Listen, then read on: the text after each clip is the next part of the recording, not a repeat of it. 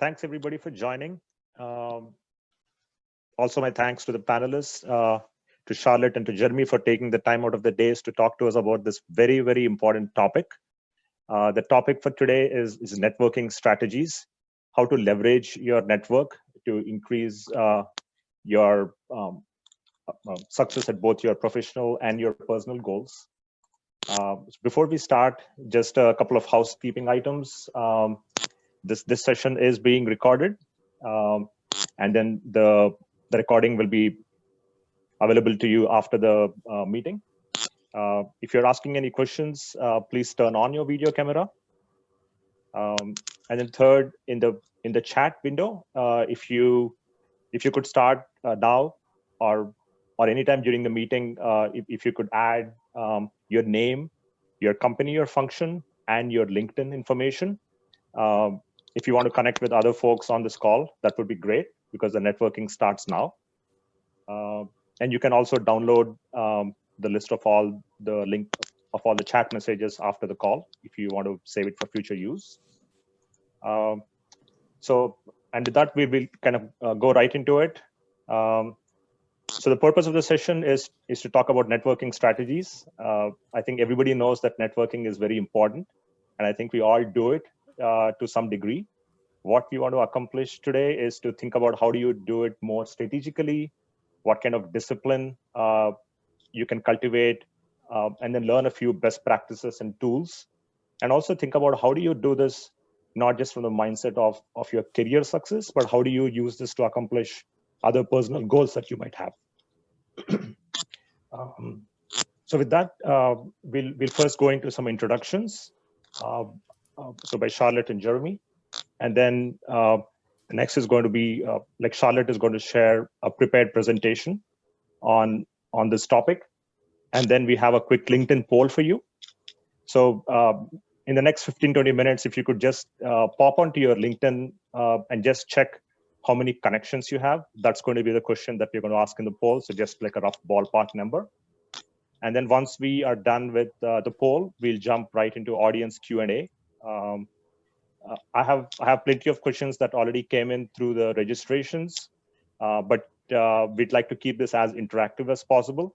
So please feel free to come on and ask your questions live, or if you want to be adding any questions to the chat, I'll monitor those as well and then ask them to our panelists. I have a few prepared questions that I would lead off with when we start. So with that, let me just start by introducing the panelists a little bit. So Charlotte is the managing consultant, SVP, and executive coach at Lee Hecht Harrison. I have actually had the opportunity and the pleasure of being coached by Charlotte. I've learned a lot from her. And I try to use as much of that as I can every single day. And it's a habit and a discipline. So I've learned a lot from her. I'm going to make a pitch for her book. It's called Bring a Dead Mouse. It's a fantastic book. So if I'll add a link to that in the chat window, you should check it out. I think it's a great approach to networking. I think it's more written from a context of a job search, but it's a fantastic approach. With that, I'll just turn this over to Charlotte to give a quick intro. Charlotte, if you could talk about your background and kind of your work at Lee Hecht. Sure, thanks, Sri, and thanks so much for having me. I really appreciate it, and I'm delighted to be here. Nice to have everybody. I've been having a wonderful time watching the participant numbers go up. We're at 65 currently, which is wonderful. So welcome, everyone. I'm sure you all have plenty to do in your day, so we're delighted that you're spending a couple minutes with us. As Sri said, I'm Charlotte Lee. I'm the head coach for the New York office of Lee Hecht Harrison. No relationship to me at all. I am not the Lee in Lee Hecht Harrison. It's been around for 60 years. We have 300 offices in 67 countries. We help about 500 to 600,000 clients a year, help find the right job, help them understand that they're going for the right thing and make sure they fit and are happy in what they're doing. And so I feel very honored to have that role. I'm a former investment banker. I spent 18 years on the street. And loved that for a while, but I always tell people this is my favorite job. It's my least paying job, but it's my favorite job.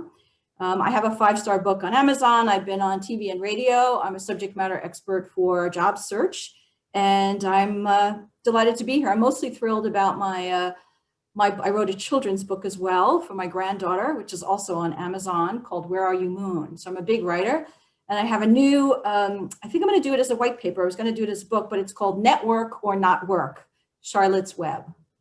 So that's me. Wow, that sounds great. Sounds like a must read. I'm going to pick that up too. Next, Jeremy. Jeremy Donovan is the SVP of Sales Strategy and Operations at SalesLoft.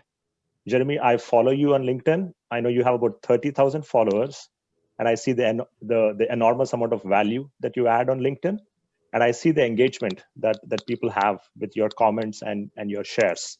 So you must be clearly doing something right, and we'd like to learn a lot from you. And with that, if you could talk a little bit about your background and your role at SalesLoft.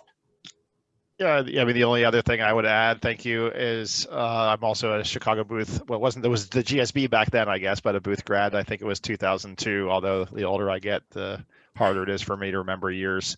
And then maybe at like an immediate value add comment, I guess, is, you know, you mentioned the network size. So like what I think it's very important in your social persona to be extremely consistent. So I have a set of rules that I follow for what I will and will not post and comment on social. And in particular, my thing is that I will only post things that are immediately actionable, value added, data driven, because I'm a data centric person, on the topic of sales. So if it doesn't pass that screen, I don't post it. And that even includes you know, marketing related to my own company, right? Is like, I believe that the best marketing is to add value every single time and never deviate. So I'll leave it at that as my hopefully value added intro. I love that. And I love the fact that your posts always have n equals some number followed by your takeaway. Not enough statisticians out there, but yeah, hoping to change the world a little in that way. It's a very booth way to do it. That's great.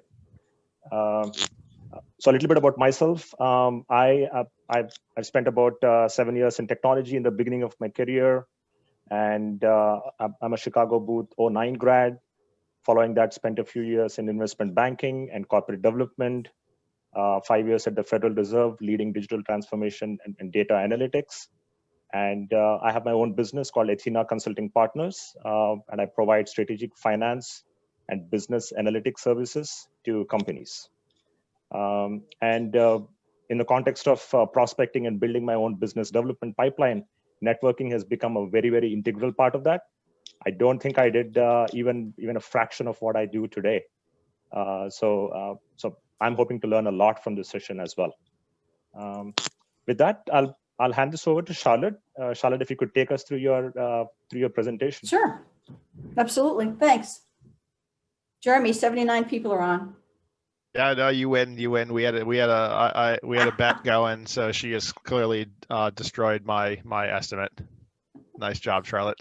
Oh, nice job, Jeremy. All right, let me see if I can get this going. Okay, so I'm going to talk about networking. We're all going to talk about networking, and there's just a couple things that I wanted to go through first.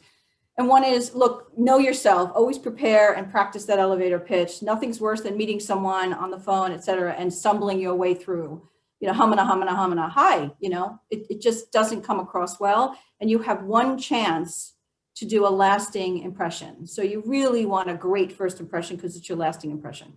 So I tell people to write it and to send it to me. And I actually go through it with them because it should be very, very short. It should be very, very positive, and it should be impactful. We did that a little bit this morning. Jeremy, I, and Sri all did them, and hopefully you found them short and sweet, but impactful. Know your current network. LinkedIn, I say download it and validate it. So I say print it out and go through it. I do that every year. And every Christmas we used to ski. We didn't this year, of course. And I can only go, my knees can only take me to 3 o'clock now. And so at 3 o'clock, I get a hot chocolate and sit in front of the fireplace, and I delete people out of my LinkedIn. Because when you remove connections, you keep your network solid, because everyone on it is somebody I care about, somebody I know, somebody I'm interested in, somebody that if Sri said to me, hey, can you connect me to Jeremy? I wouldn't say, who's Jeremy? I would know who he is. and what he does. And I'd say, sure, happy to connect you. So the only way for me to really do that is to print it out and to look at it. And so I'm a big fan of downloading it. Changing your mindset. I love that Sri talks about networking as a habit and a discipline. I do think you should change your mindset. I think networking and sales goes hand in hand, and it kind of has this used car salesman, yucky kind of feeling. And it's wonderful because it's a conversation between humans and it's building relationships. And research has shown now more than ever during COVID that the number one thing that we need to be successful is human relationships. So that's what networking is. And the more warm and engaging relationships you have, the happier your life is, and oftentimes the more successful you are. So it's all tied together, and that's what networking is. I always ask my network about other folks they can connect you to. So Sri said, would you like to do this thing for Booth? And I did not go, full disclosure, I did not go to the University of Chicago or to Booth. And I said, yes, I'd be happy to, because I'm always looking to expand my horizons. I'm always looking to meet new people. I feel like now I know Denise, and I know Susie, and I know Jeremy, and I know Sri better than I did before, and I'm a better person because of it. So I am very much looking to expand my horizons, and this is a lifelong habit, but you have to have a discipline around it, and that's the key point. You can't do it in a haphazard way. So I have a metric, and I make sure that I'm meeting 8 to 10 new people a week. There are 85 people on this call. I'm not going to meet all of you or any of you, but I'll meet more than 8 to 10 people a week, no problem. And I've been doing that for a long time. So when the poll comes up, I'm not going to participate in the poll because, it doesn't matter how many people I have on my LinkedIn, but suffice to say it's over 500, which is the minimum bogey for you to be recognized through the LinkedIn algorithm. Look great and feel great. I do think when you're networking, if you're feeling sad or melancholy, and God knows there's enough to feel sad and melancholy about, whether it's, the Capitol being taken over, people, dying, the civil unrest, an election that was, a blight on our history, a global pandemic that will take more than 400,000 American lives. This is a very difficult time to look great and feel great, but it's important to have a positive outlook because how you look and how you sound is important to those that you're speaking to, and they'll either be moving towards you or away from you. So you want to make sure they're moving towards you. Some guiding principles I say, if you don't ask, you don't get. I remember asking someone, well, why didn't you connect him to so-and-so? And he said, because he didn't ask. And I thought, oh. So you want to ask. The most they can say is no. So when in doubt, go out on a limb and ask, would you mind blah, blah, blah? Would it be okay if you blah, blah, blah? But ask. You just don't know what people know, and you don't know who they know. And you'd be surprised, the kindness of strangers, especially with Americans, is staggering, utterly staggering. I have worked overseas and I'm half Chinese. And I'd say from an ethnic standpoint, it's difficult in other cultures. It isn't in America. We do two things better than any place else in the world. We volunteer and we help others. Those are two things we do as a nation that is very different than other nations. Start with who you know first, but beware, you have to keep your whole network alive and engaged. Jeremy does that by having 30,000 followers. He does it by being on LinkedIn because you touch millions and millions of people on LinkedIn. So it's a great way to stay in touch with your network. But always start with who you know first because it's a little less daunting. But you'd be surprised when you print out your LinkedIn how many you'll say to yourself, oh gosh, I don't remember who she is, or I don't know where I met him. It's okay. They haven't stayed in touch with you either. Stay in touch. Big groups via Zoom. So listen more, talk less, but speak up and be noticed. So ask questions. I think it's really important. I'm on Zoom a lot. They talk about Zoom fatigue. I was saying to the other folks who were on the phone earlier, I don't get fatigue because during the day I take breaks. The research has shown that rather than going all day and taking, ending at 6 or 7 at night, it makes more sense to take breaks during the day. So I get up and I go out and I go for a walk, or I do something, I get up and I move. It's very important with this Zoom craziness that you do not sit at a table at a desk all day, every day. I even moved my desk so it's actually facing the window, and all the light from the window comes in and hits my face, because that's better for the technology than the light behind you. So little things like that make a big difference. You want to have quality conversations that build true rapport. You're not looking to call someone and say, hey, can you get me into Google? You're looking for quality conversations that build rapport.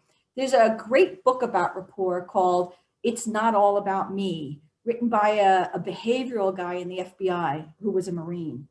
And Robin talks about making sure that if this isn't going well for you, it's probably because you're over talking or talking about yourself. Give to get, which is my dead mouse concept. As Sri sweetly mentioned, I have a book called Bring a Dead Mouse. It's 5 stars on Amazon. It's a very simple little book. And I wrote it because I thought that anyone I haven't been able to coach, I really want to make sure that I can get a couple of concepts across. And one of them is, I think when you're looking for something, you always feel kind of yucky about going and asking people for things. So I always say, well, what is it that you could do for them? An example was, I knew a guy who was looking to get some help for his son. And I reached out and just said, hey, I heard his name was Jeremy too. Jeremy's having a tough time. If there's anything I can do, please let me know. And God knows I didn't know what I could do, frankly, to be helpful, but I reached out. And I cannot tell you the long friendship that I've got with that guy now. I did do something for his son that was very helpful. And he has repeatedly helped clients of mine get into JP Morgan and have very robust conversations. So you just don't know. Give people a chance. Give people a chance to help you, but you have to be the one that reaches out first. Don't be a chicken, be courageous. No one's going to bite you, especially now. We can't even physically be together. So change up the communication when radio silence occurs. So somebody will send an email and not get an email back, and they assume that that's radio silence. And what I assume is that the person's busy. Or they send it through LinkedIn, and who looks at their LinkedIn when they have a job? Nobody. They're running around like a crazy person. So change up the communication, send another email, send a text, make a phone call, send it in a different way. Just continue and don't get stymied by radio silence. Cultivate this network, just like at today's meeting. Make sure you cultivate it. Make sure you meet 5, 6, 7, 8 people. Again, there's over 80 people on the call. You meeting 5 or 6 people with over 80 people is not a big deal. If you picture that, you go into a room, a cocktail. There is no cocktail, but it's a cocktail hour. There's 80 people in the room. Are you not going to speak to 5 or 6 people at that cocktail hour? That's bizarre. That would be weird. Don't hide out in the bathroom. There's nowhere to hide now. And we're already isolating. So try not to isolate yourself further. Be kind at all times and go the extra mile. I find the headhunters exhausting. I find a lot of people exhausting. But I still go the extra mile. So I got called for a job, for a COO job, which is actually a very interesting role. And I immediately said to her, I'm not going to do this. This is really great. Thank you so much. Not interested. But if you want to go on my LinkedIn and go through it, I'm happy for you to do that. I'll open it up. If you don't, and you want me to send you a couple of names, I'm happy to do that. And she said, if you could send me a couple of names that look like you, that would be great. And so I sent her 2 names, and then I sent 2 more. And she took a pass on one of them, and the other 3 she's going to contact. So you just don't know. So make sure you're going the extra mile, because I know those 3 people will always remember me. And I know that she'll always remember me. So now I've got 4 foot soldiers out there that are ambassadors for Charlotte. And I feel good about that. I wrote, keep perspective and stay positive. 2021 is better. It's not will be better. It is better. We've got a vaccine. My daughter is a physician. The hospital is full of COVID people, as you well know. She's a surgeon. And she got vaccinated last week. She will get the 2nd vaccine next week. So help is around the corner. The vaccine is in play. We will all get vaccinated. The transitional is happening for our government. Jobs are opening up. Promotions are opening up. So stay positive, keep your perspective, and stay positive. That's me, Sri. Thanks a lot, Charlotte. I have a bunch of questions for you. And we also received a lot of questions on the registrations. So what I'm going to do now is, one, people can start kind of adding their questions to chat, or if you prefer to ask them live, you can save your question. I'll lead off with a few questions that we received, and I'm going to just start by maybe asking Jeremy. Jeremy, could you talk about kind of like how Charlotte mentioned her attitudes and beliefs. Could you maybe give a sense of like what kind of mindset that do you have to networking? Yeah, I was thinking about this yesterday, and it's an example of my point earlier, where like I'll only post on stuff that's related to sales. I typed out a post and then actually pressed delete because it wasn't related to sales, and it was because I was thinking about this session. So what I was going to put there was basically, with respect to LinkedIn, I will accept all LinkedIn connections. And I actually, this may be a point of difference between Charlotte and I, is that I don't go through and pair anybody out, because I feel that if it's a real human, regardless of what station they are in life, at some point, I may be helpful to them or they may be helpful to me. So the only exceptions to people that I'll connect with is it's just a pet peeve of mine. I don't connect with financial advisors because I just get so many people trying to do that, and they always connect and then immediately try to sell me. And ditto with online personal trainers, big issue right now. Like people trying to connect with you and then immediately try to train you online. And the third one is anyone selling franchises or multi-level marketing. Like if I see any of that, I don't connect with them, because they do raid your network, and it's just distracting. But if you appear to be a real human, I don't really care like what you do, who you are, where you are in life. I'll accept your connection, and if you send me a genuine personal note asking me for a question, I will respond. The other sort of, I always like to give tips, so the other tip I have here is like, when you are reaching out and connecting with people, the best thing you can do is ask for advice. Like if you reach out to me and ask me for advice, I 99 out of 100 times I'm going to take I'm either going to respond to you with whatever question you have, or I'm even going to hop on a Zoom with you, because people just love to give advice. So I think getting Sri back to your original question, sort of tying this up with a bow, it's like, what is pay it forward, right? Is just spread good, positive karma out in the universe. And whether that doesn't matter whether it comes back to you or not, but it's, it'll likely come back to you from that person. And I think that is in line with Charlotte's thinking. It'll either come back to you from that person or from someone else. Thanks, Jeremy. So going back to, I think, our previous part about LinkedIn, let's just run the poll now, Denise, if you could.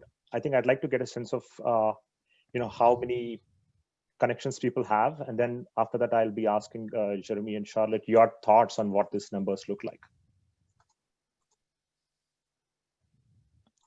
Well, while that poll is running, Charlotte, I saw there's a question for you in the chat already, which was, how do you meet 8 to 10 people a week? And what does meeting mean? Oh, well, now meeting means phone calls. Primarily it's phone calls. If it's not phone calls, it's Zoom. And I agree with Jeremy. A lot of people contact me for advice. Tons and tons of people contact me for advice, of course. And I try to do as much as I possibly can. And those are phone calls. So I do, well, my work obviously brings me in touch with a lot of people, and that's how I do it. So at the end of the day, I make it a habit. Don't laugh. Everybody's got their own habits. I never miss a day without chocolate. I eat chocolate every day. I eat chocolate every day too. I love it. In addition, I meet new people, and I say to myself, oh, who did I meet today? Like I'm like a little bit of a nut about it. Because I don't want my world to get smaller as I age, and I am aging. We all are. And now at 62, I found out when I turned around and I thought, oh my God, I'm 62 years old. How the hell did that happen? I realized that's when people's lives start to get smaller because they quit work or they retire or things start to get smaller. I thought, to hell with that. I'm not doing that. So I do Zoom meetings like this, and I'll meet people in this. I do meetings for work with people I don't know. I volunteer to be on committees. I'm on a board. I'm half Chinese, so I'm active in the Asian market. I figure out the things that matter to me and I do them. And I do it via Zoom and phone now instead of doing it face to face.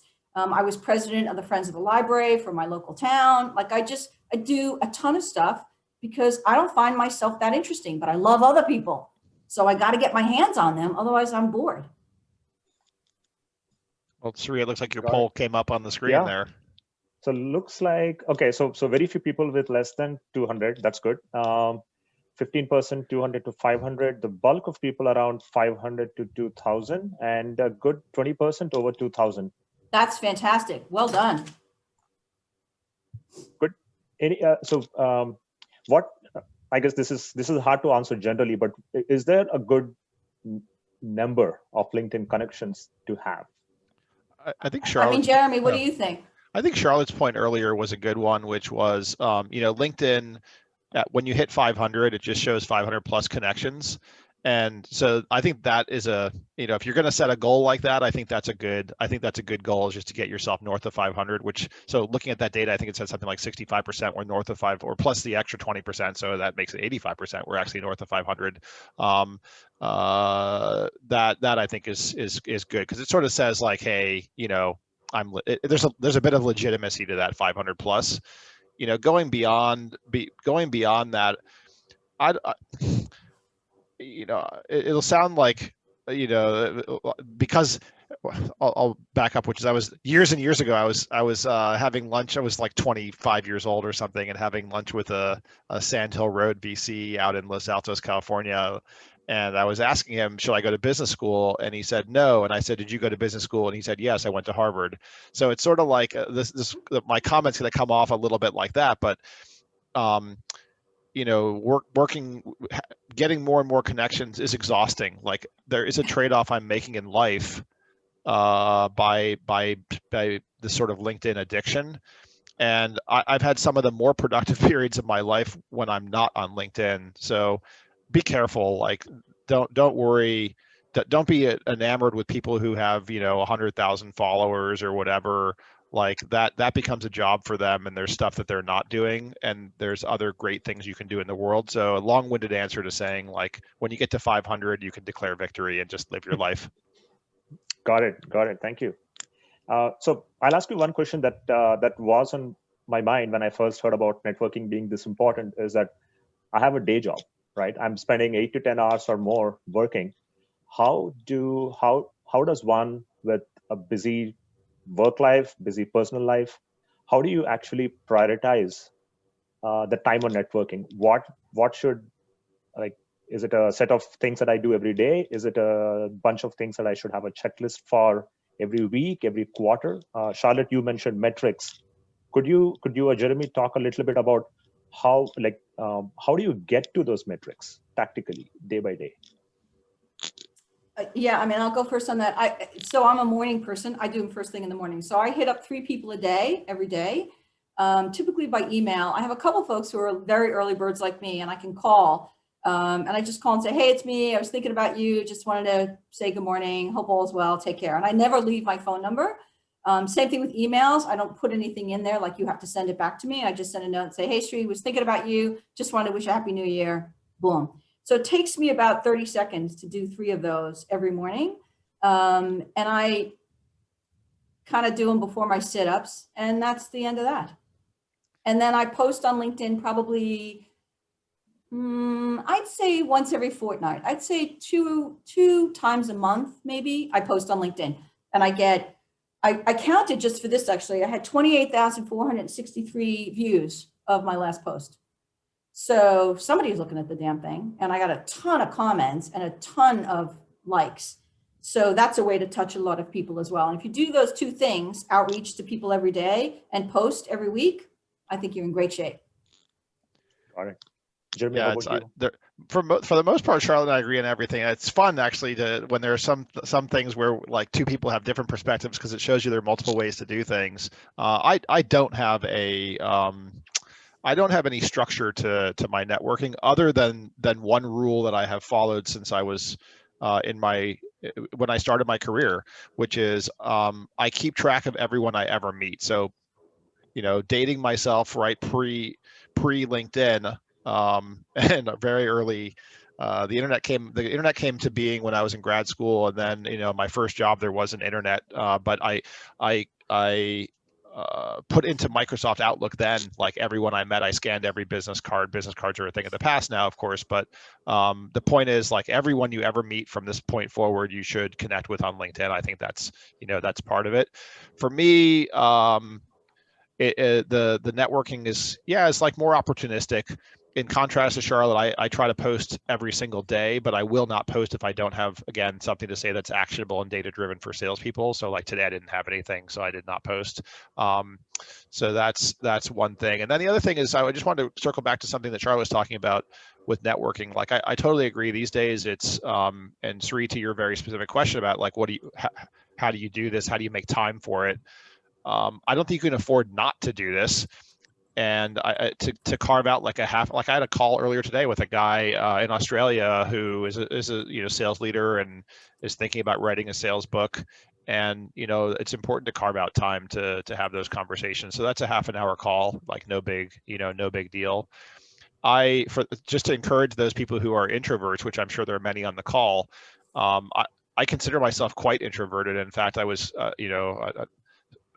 insanely socially anxious through the time I was probably about 30 years old. So I don't know what changed. I'd already been married for almost 10 years by that point, so it wasn't getting married. Something changed around the time I was 30. And I still consider myself relatively introverted, especially with the definition being to recharge alone, that I recharge by being alone and reading. But where I'm going with this is pre-COVID, and hopefully we all get back there in about 6 to 9 months here, I would have lunch with a different person kind of 2-3 times a week, just not intentionally. I had no quota for doing that. It was just like, hey, if someone connected with me on LinkedIn and we were in New York City, I'd say, let's go have lunch, like that sort of thing, dinners. My other thing that I do that I would encourage folks to do, again, like once COVID is in our past, is I host a dinner for about 15 people every month. And I just get interesting people together. It's usually, some of the same people, but often very different people each time. And, we just eat well, drink well, and get to know each other. So that sort of thing is a rarity, and folks really, I think especially coming out of COVID are going to especially crave that. All right, thank you, Jeremy. There's a question here about, so most LinkedIn contacts tend to be concentrated with either your current or your former employers. Is there value to this, or do you think it's better to have a smaller number of contacts and more diversified across different companies and industries? I'm just going to say, don't have a small number of contacts. I mean, I have a very eclectic group of folks I know on LinkedIn, from sculptors to teachers to financial services people and everything else in between. So I would have over 500, and I'd make sure it was a varied group of people. And if you were an IT guy, I wouldn't want them all to be IT guys. I just don't think, and if you're in marketing, I don't want them all to be in marketing. You should have a very eclectic group of people in your life. I think it makes me much more interesting and more powerful in what I do. Yeah, there was a professor at Booth. I think he moved on to Columbia. I think Damon Phillips, who taught organizational behavior class, and I assume that organizational behavior class still exists at Booth. It was one of my favorite, definitely one of my favorite classes. And yeah, to Charlotte's point, I think, there's different dimensions of your network, right? One is the breadth of the network, as Charlotte was mentioning, is sort of what's the diversity of the people that you're connecting with, walk diversity in every sense, I guess, but especially sort of what job functions they are in companies and so on. To the person who asked the question, no, there's no issue with having a high concentration of people from your current or former employer, because people tend to last 2 to 4 years these days in any given job. So like 5 years from now, those people are going to be the diaspora of your network is going to be spread out all over the place. So yeah, absolutely connect with your coworkers, because that will pay dividends 5-10 years down the road. It is very much a long-term investment. All right, thank you. So this is actually, I'm going to share a question that I received from my friend Jeff offline.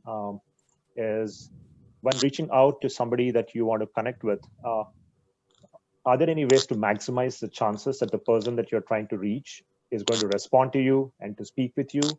And what are good ways to stand out when you're making this outreach? So Jeremy, I know you mentioned asking for advice, right? I think that's a great suggestion. Any other thoughts on how do you actually get that relationship going? How do you build it up?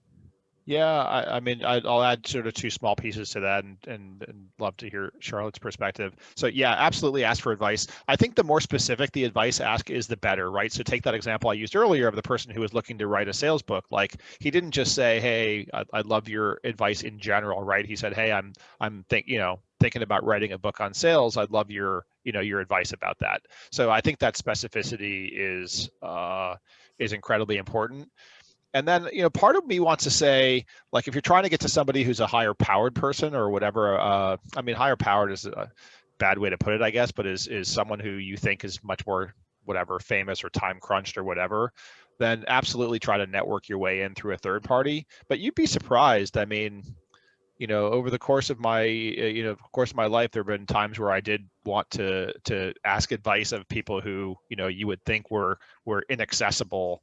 And yet, if you figure out like what their LinkedIn, if you send them a good LinkedIn connection, or you figure out even better what their email address is, you'd be shocked at how many people are willing to hop on the phone with you, no matter who they are. I agree with you wholeheartedly, Jeremy. The last point that I'll make that I do is I always tell people flattery will get you anywhere and everywhere.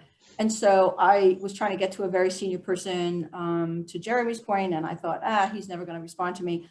And he had written an interesting article in a magazine, and I sent him some feedback on the article and said, look, this was great. This was timely. Here are two things that I think, blah, blah, blah, blah, blah. Boom, he hits me right back. I couldn't believe it.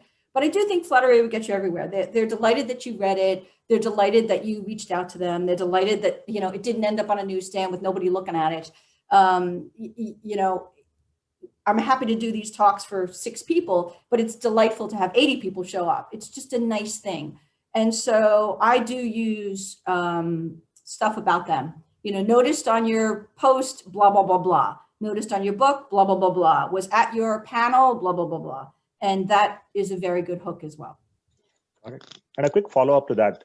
If this is somebody that you've been trying to reach, but they have not responded, either to your LinkedIn or to your email, how many times is it appropriate to try again and again until you So become Jeremy, aligned? I'm going to let you answer this because this is in my book. So I have a very specific number and you probably don't. So I'd rather hear yours. I can see I'm the looser one on this.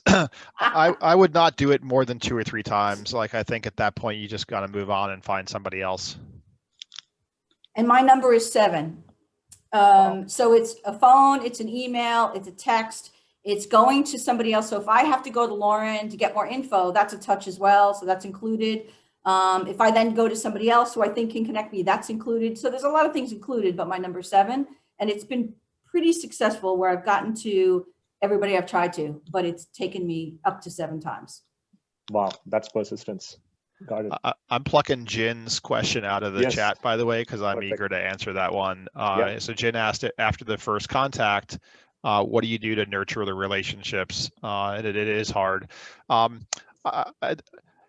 have to do what's natural for you. A couple things I've done throughout the course of my life. So pre LinkedIn, and I had all these people in Outlook. I would like do a survey, a really simple survey with a couple questions that mattered to me, and I thought the network at the time I was kind of working in most of my connections were in the semiconductor industry, so they were semiconductor related. And I'd say, hey, here's this one question. If you answer it, I'll compile all the answers and I'll send you back the synthesis of it. So that was my art, like a way that I had of reconnecting with people once a year or twice a year, sending them this question, but then sending them real value by compiling the stuff that goes back to them. I don't do anything like that. You don't need to do stuff like that, I guess, to the same extent now. But you don't need to nurture, I don't know that you need to nurture all of your connections. I think you figure out at different phases of your life which ones are the ones that are worth nurturing for you and for them, where you can both give and get value. So. I remember being paranoid about this earlier in my life, that I felt like every single person I connected with, I had to sort of make sure that they remembered who I was. The older I've gotten, the wiser I've gotten, I guess, is like these relationships, they sort of come and go. And I think the best relationships, and I'll stop at this, which is I was having a conversation with one of my old coworkers this past weekend, and I was saying to her, you know, we haven't talked in like 3 years, but every time we talk, I feel like it was yesterday. And I think that's like, those are the kinds of relationships that you want to maintain. Yep, agreed, 100%. And I do think it changes, Jeremy. So who was the ones you were focusing, as you say, in your 30s is different than in your 40s, is different in your 50s, and is clearly different in my 60s. So you got to ebb and flow, and don't feel rejected if it doesn't work out. Just move on. You get a lot of no's. You only need 1 or 2 yeses. Don't worry about it. Just move on. All right, thank you. I have a ton more questions that I can go through that I received, but if folks want to ask any questions live and maybe just have some quick follow-up as well, like you feel free to unmute yourself and just ask. And since I'm the cranky one on the phone, I will tell you, if your visual's not on, please don't ask me, ask Jeremy. Okay, I'll jump to a question that came in through our registrations. Is what's your take on some of the online networking platforms that have come up, like lunchclub.ai, Upstream app, or hirightnow.com? Have you used them? What do you think about? I've only done Lunch them? Club, so I can't really speak to it. It was okay. I think it's necessary, and I think it's going to grow, and I think it's here to stay, is what I would say. And Jared probably knows more about it than me. I've done Lunch Club also, and I guess concrete. Like, if I gave you a concrete answer, I had the same experience. Like, I wouldn't recommend it simply because I got randomly matched up with a few people. It was a super awkward conversation. And I was thinking about why was it so awkward? And I was hoping to meet, like, I don't know, people who were very different from me, right? Like, I'm a sort of propeller headed analytical person. And I was hoping to meet artists and musicians and whatever, dancers, just people with very different walk of life from me. And I didn't find that happening, but also, as I said, the conversations were just so awkward. I have found that the conversations I have through sort of networking are much better when they are more like affiliate groups. So case in point, 1 hour, or now an hour and 45 minutes ago, but an hour and 45 minutes ago, I was on a call that I'm on every other week, and it's like a head of sales peer group, and there's 15-20 people on there, and the call starts out every 2 weeks with, does anyone have a question? Like, that's it. And like, I happen to have a particular question this week about best practices when you're hiring first line sales managers from the outside, and then people weigh in. So I think that if you can find groups like that where they're birds of a feather, and you already have some things that are very strong in common, I think those groups are better. I would love to see lunchclub.ai evolve to having an option like that, which is, if you could find me other sales strategy people or sales leaders, I would love to talk to them, like be networked with them. Got it. Thank you. So there were a couple of questions around kind of changing careers. Somebody had asked about switching a career from technology to finance after 15 years in technology.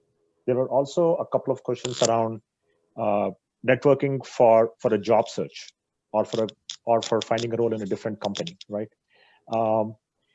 Charlotte, I know you are an expert, so I'd love to definitely get your thoughts. And from Jeremy's perspective, have you had any career pivots, and if you could share any advice from that perspective? So from the pivots are very hard to do in a very, very difficult market. And of course, we're in a very, very difficult market. So they're looking for plug and play right now. So the best way to pivot is to be in a role first. So you've got some leverage, rather than being out of work, trying to pivot into something you've never done before, which people have an option to pick someone who's done it before, who's just done it, or who's sitting there doing it now. So I think the pivots are very difficult in a time of COVID when you're out of work and have no experience.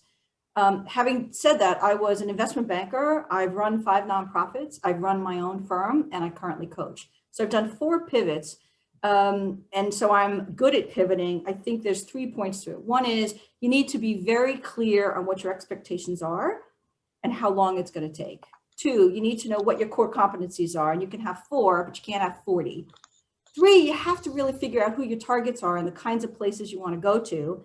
And lastly, you have to network with people who currently do the job in the space you want to be in. So those are the steps I would do for pivots. With regard to networking now versus networking when you're in a job or out of a job, I always tell people who are in a job, you're between searches. So don't let your networking drop, because when that job goes away, which many, many, many times will happen, you won't retire from the job you're in. They're going through people very quickly now. So 18 months, 2 years is quite common. You'll be flat-footed because you will have neglected your network. And so the best way to find a job is when you're in a job. So get on it.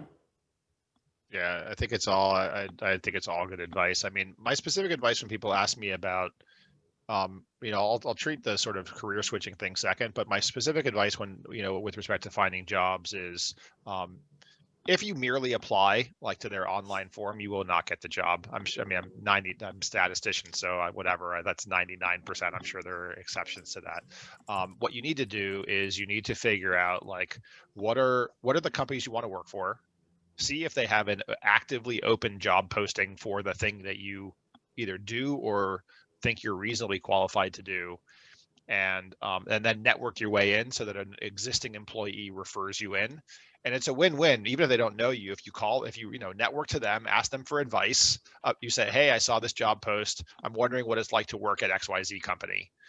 And they're probably going to take that. And at the end of the call, you know, they might probably, they're going to offer to refer you in, but you could also ask them, you know, would you be comfortable referring me into the job? So that's the magic way to get a job. I think Charlotte's point is like spot on, which is, you know, now having been working for, you know, 25 years, I've seen periods where like you can walk into a parking lot and get hired in almost any job because they're so in demand that it's really easy to switch careers at those points. And then other times when like a little bit is true right now, which is if you haven't been doing the thing, then they're not going to hire you to do the thing. So it just varies. But for people who are on the phone who haven't yet been to business school, I don't know how many of them there are, but like business school is the single best way to switch careers, right? Like in my time, it was all these bankers trying to become consultants and all these consultants trying to become bankers. These days, it's like both bankers and consultants probably trying to become product managers at tech companies. But whatever it is, like whatever the switch you want to make, I think that's a great way to do it. I apologize for another long-winded answer, but the other thing, you know, we've been talking a lot about networking, but I think there's also an incredible importance to always be learning and acquiring, you know, sort of the new modern skills. So how does that pertain to me personally? You know, without having to commute to New York anymore, I've switched to I've not switched, but I have time, so I just signed up to get a master's in data science. Like that's the hot new thing, so like why not, right? So I'll figure out what that is for you, and if your interest aligns with whatever the hot new thing is, go for it. Thank you. So there's a question from Paul on the chat. If you took a detour in your career, like teaching for a few years, how do you return? And I'm assuming it's returning back to kind of maybe a similar function. Paul, if you want, you can expand on that, or if this kind of, if you or Charlotte want to address this. Thank you, Sri.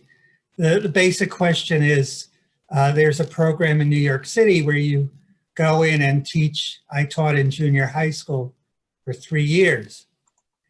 Now coming out, I got a job, but the company is not getting projects, it's consulting. So how do you go from teaching, which is fairly distant, to getting a more traditional job? Now I've tried ed tech, but that is scattered too. I mean, the teaching, you know, now that so much is Zoom, I would go after things like Coursera and,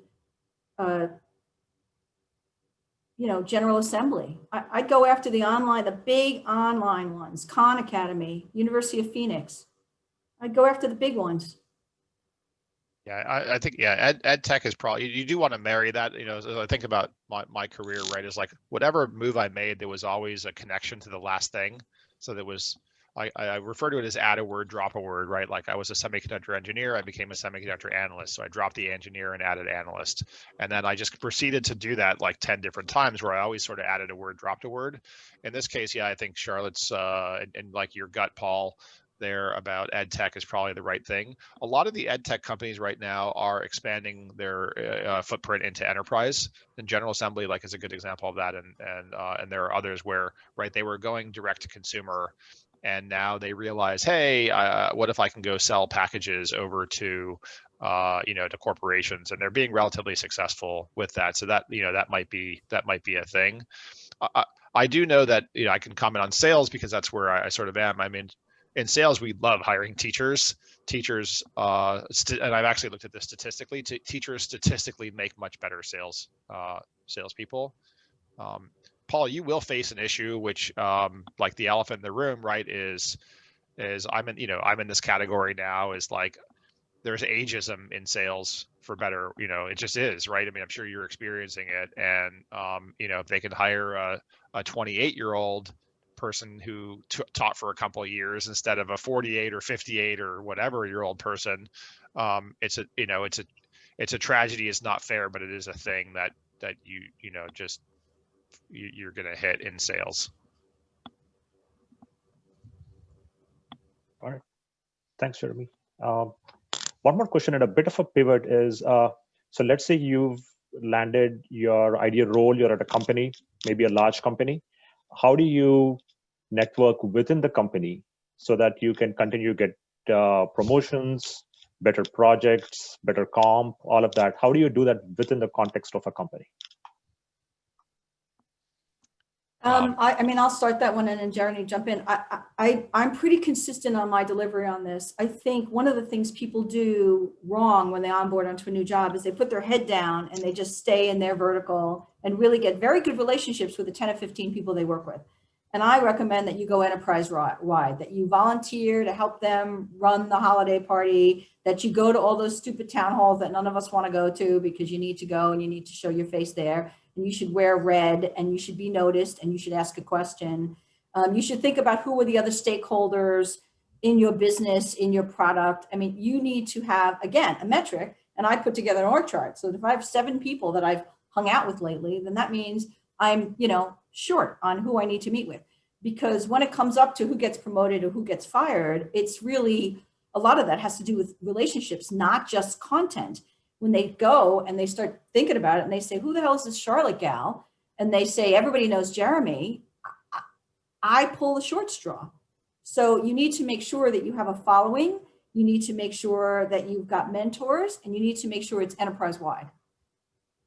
Yeah, I echo that. I mean, I think this is like most things in life, there are false dichotomies, and I think this is there's an and not an or. The and part here is there's a great book called So Good They Can't Ignore You by Cal Newport, and I think that's the first part, which is like, first and foremost, be so good they can't ignore you. Be whatever you're doing, be the absolute freaking best at it, and be 10 times work 10 times harder, work 10 times smarter, be 10 times better than everybody else. Like that's the best thing. And then the and here is that's not enough. Yes, you absolutely have to network. And for the internal networking, and someone, Jerry, commented just now, like, what about in COVID when you're the new kid remotely? I don't think it matters. I think the coming back full circle to what I said earlier, which is, ask for advice of people, but do not ask for general advice. Ask for advice on something. And then, as Charlotte just commented, she's thinking exactly what I'm thinking, which is offer to help them on a project, and or whatever. And it can be the Christmas party, but it could also be a specific thing that they're working on. Offer to be, hours and capacity for whatever they're doing, so that you can actually give them value. I think that's basically it. And it is that combination of being great and at what you do and networking. I'm just reflecting on, the early part of my career. I remember there was a period of my time where, like, I wanted to get promoted. I wanted to do something. I wanted this thing, and I never got the thing. And like, the advice here is, like, don't wear your ambition on your sleeve. It needs to be gently, it can be there, but it needs to be gently there, and like, be great at what you do and build the network. And good things are, again, statistically speaking, almost certain to happen for you. Thank you. And there was a question from Errol that I think you answered, Charlotte, is how long should networking calls be? Should they be by Zoom or by phone? And what are some of the key metrics to track each week?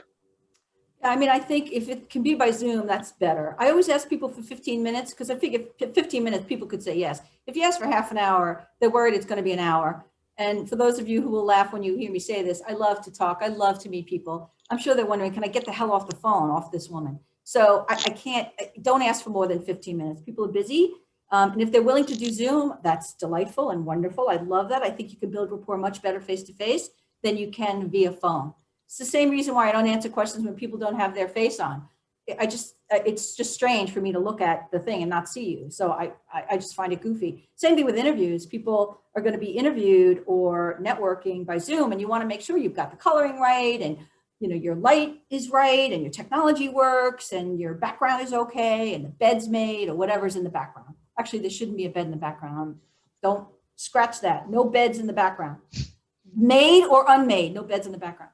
And then I want to give kudos out to, I got to put my glasses on because I'm old. Eric Gurry here, class of 99, interesting discussion today. Feel free to count me in as one of your 8 new connections this week. So I'm running around trying to find good old Eric because I want to see his face on this grid. But I just want you to know that is a standout thing to do, Eric. Well done. Well done. Here I am. Kudos to you. Thanks. Yeah, everyone who had a URL in the chat, I've been clicking and connecting with you. So if your thing didn't have a URL, and you guys should be doing that too. Like, this is a huge opportunity to build your network, is just to click on all those URLs in the chat. Yeah, and I forgot to mention this. If you can, I think like this may be a good time to do it. Is if you look at the chat window down at the bottom, there's 3 dots. If you click on those 3 dots, you should be able to save the entire chat contents, so that you can always go back and connect with folks offline during these sessions. Can I ask a question quickly? Of course. Yeah, sorry, I wasn't sure if I was allowed to speak out. Well, first of all, Charlotte, Jeremy, I really and Sri, thank you. This has been really interesting so far. As someone who's very new into my career and kind of networking experience so far, I find that when I do end up reaching out to people and we end up having the Zoom call or the phone call, it ends up being a lot of me kind of asking questions because they're the more experienced party. So what can I do to kind of add value to the conversation so it's not such a one-way street? You're adding value by asking questions. People love to talk about themselves, and us old folks love to give advice. And when you ask me questions and those questions benefit you help me add some points for the pearly gates. So yeah, don't worry about that. Okay, thank you. And William, make sure you do your homework so that you know stuff about them and the questions are very specifically about them. What made you go into such and such? What made you go to whatever? Make sure the questions are not yes or no answers. As a parent, I always remember they told us, you want to ask a kid, if you say, how was school today? You know what they say? Fine. What'd you learn? Nothing. How was your lunch? Good. Did anything happen? No. So don't do that. Don't do that. Make sure you ask questions where they have to explain the answers. And then the question I have for you, William, is there a Canadian flag behind you? What is that flag? Yes, that's a Canadian flag. Okay, so British Columbia. For those of us who are hockey fans, I hate Canada because you beat the living crap out of us every year. So that is such a perfect segue into, if you're trying to tick me off, put up a Canadian flag during hockey season. So watch what you show in your background. I'm not kidding when I say the bed, but I've read books. I've looked at the books on people's shelves, and there are books on there that people shouldn't know are on your shelves. This is not appropriate for you to be sharing. So there shouldn't be a blank wall. Take the Canadian flag down when you talk to Charlotte Lee or hockey fans. Go Rangers. Thank you. Noted. Thank you. So I think we are at 1 o'clock. So we'll pause we'll kind of stop the discussion here. But I wanted to again thank both Charlotte and Jeremy for your time, your energy, and your thoughtful responses. Thank you so much. Also wanted to thank all of our audience for your questions, for your engagement. And one final question for you, Charlotte and Jeremy, is it okay if the folks on this session reach out to you on LinkedIn, send you connection invites? For sure, yeah. So Jeremy will say yes. I won't connect to anybody because I don't connect to people I don't know. So Jeremy is the yes, and he'll connect to everybody. And I'm no, I won't connect to anyone. So the thing you need to do is you need to figure out why it makes sense. So my email is charlotte.lee@lhh.com, and I encourage you to email me and tell me why it makes sense for us to be friends, and I'm happy to do it.